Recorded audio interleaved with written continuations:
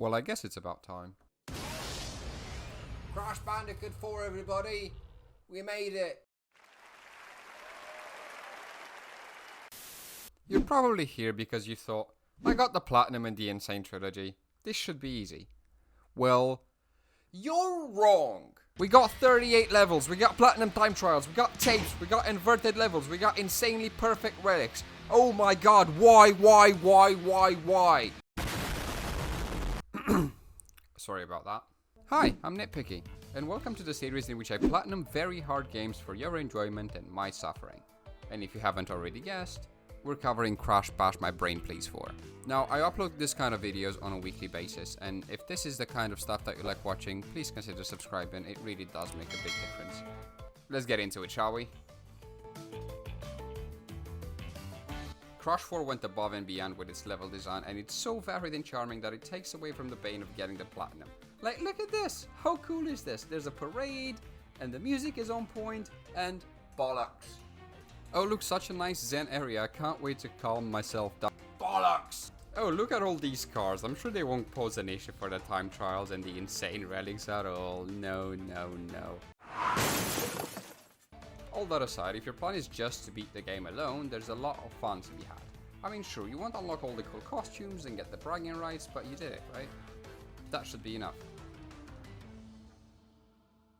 Anyway, the game introduces new powers in the form of Aku Aku siblings. You have Akano that allows you to float for a while spinning, Ika Ika that switches gravity, Lani Loli that literally collapses two realities to make platforms appear, and my favorite Kapunawa that slows down time. But anyway, let's get hunting. The first trophy of the game is on the very first level, and we get it by whacking this TV a few times. Then we make our way through the levels at a same pace, getting this trophy on the way, and then this one, and then meeting Dr. Engine again. This boss fight is pretty cool looking in my opinion, and that will be the case with most fights in Crash 4. But we beat him and get our first boss trophy. We move over to the next area where we can play as the main man Dingo himself, only from another timeline in which he's good. We blitz to the next area again and we fight Dr. Embryo, whilst he's doing his best Hulk impression. Not very impressive if you ask me. Next we go to my favorite level in the game, Offbeat. This level is so damn charming that it didn't matter how many times I died, I still had so much fun. And then I went over to the next area and I got to bears repeating.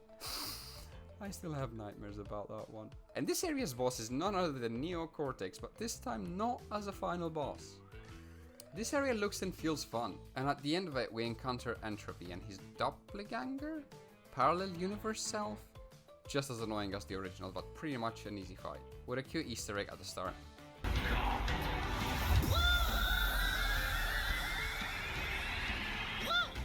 We also play as Cortex for a few levels, and he's about as slow as you imagine.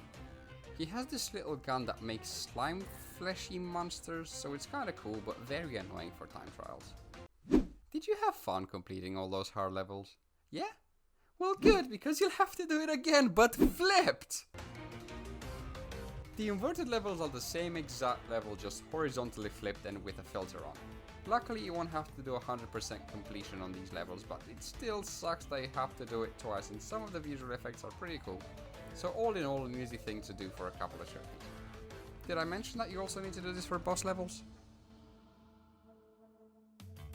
Oh, this should be fine, I just need a gold. Wrong! Crash 4 isn't nice enough to let you get away with a gold. This game needs platinum relics, which are so much harder but still not the hardest thing in the game.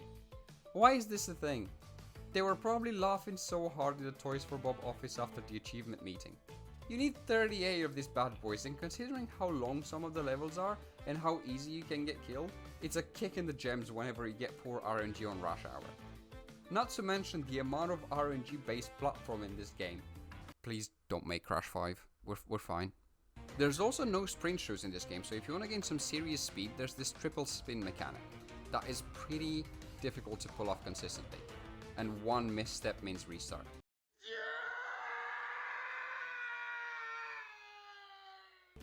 Moving on to the most lore heavy section of levels in this game, the flashback tapes.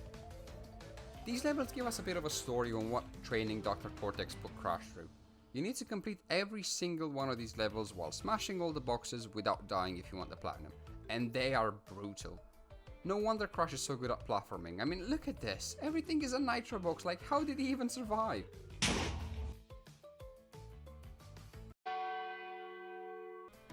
This is where the game gets absolutely soul-crushing. Beat every level, through and through, while getting all the boxes without dying. Including levels that don't feature Crash, including gem parts like the one in Toxic Tunnel that's absolutely unforgiven, including Cortex Castle, which we'll get to in a minute. This is what you'll need to do if you want to get the platinum, and I kid you not, I wish I didn't. Cortex Castle. I don't necessarily believe that it is the hardest level in the game, but it is the hardest to master because you're relying on muscle memory and on frame perfect accuracy to get through the gauntlet at the end for your insanely perfect relic and for your platinum time trial. A very, very fitting last level. All in all, I did enjoy Crash 4. I think it was a very complete experience with all the variety it gave us and all the challenges that it threw at us. But yeah, thank you very much for watching. There will be a playlist on the screen for my other videos. Please go check them out. I would really appreciate that. And I will see you next week.